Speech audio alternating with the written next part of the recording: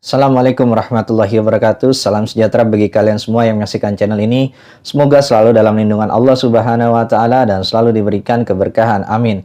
Di video kali ini kita akan kembali membahas tanda-tanda orang yang didampingi oleh kodam macan putih.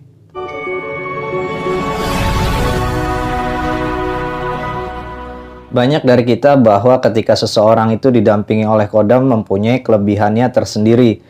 Karena kodam sendiri dapat dipercaya membantu segala urusan ataupun hajat apapun tuannya.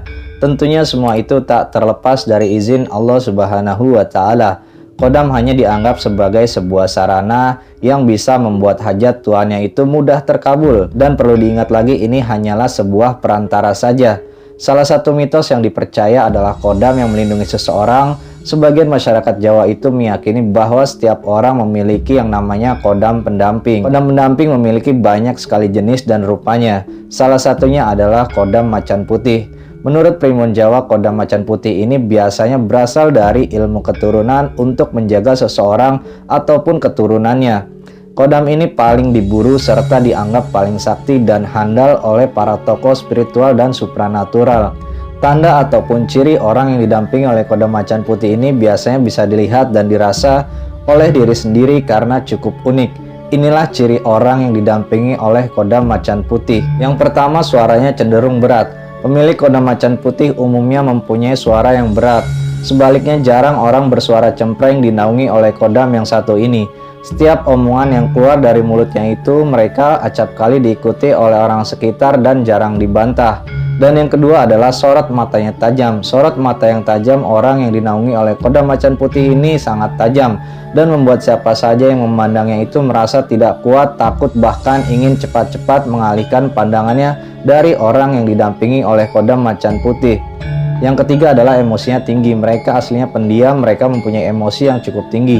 Bila ada sesuatu hal yang menyakiti hatinya, mereka tanpa pandang bulu akan marah. Oleh sebab itulah orang yang didampingi oleh kodam macan putih ini harus berhati-hati dan lebih mengontrol emosinya.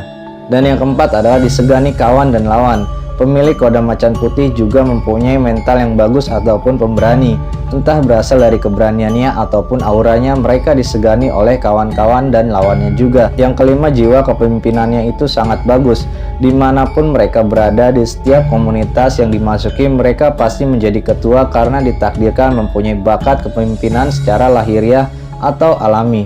Dan yang keenam, mempunyai daya sembuh. Hal yang paling unik dari ciri orang yang didampingi oleh kodam macan putih ini adalah mereka mempunyai daya sembuh paling kuat melalui sorot matanya. Daya sembuh ini berkaitan dengan penyakit ilmu hitam dan penyakit non-medis yang negatif.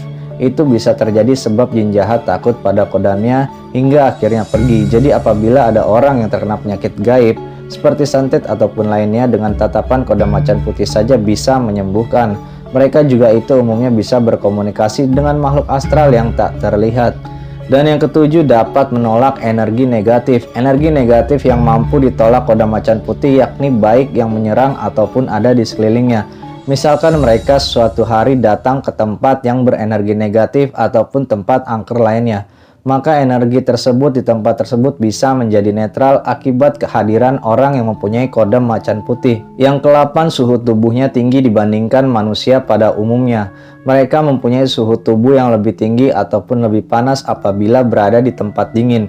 Maka pemilik ciri orang yang didampingi oleh kodam macan putih umumnya akan lebih kuat. Sebagai catatan, ulasan ini hanyalah sebuah ramalan ataupun mitos yang belum tentu keakuratnya.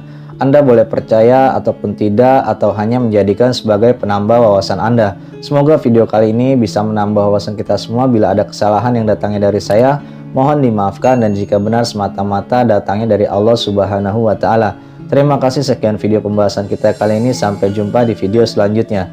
Rahayu, rahayu, rahayu. Assalamualaikum warahmatullahi wabarakatuh.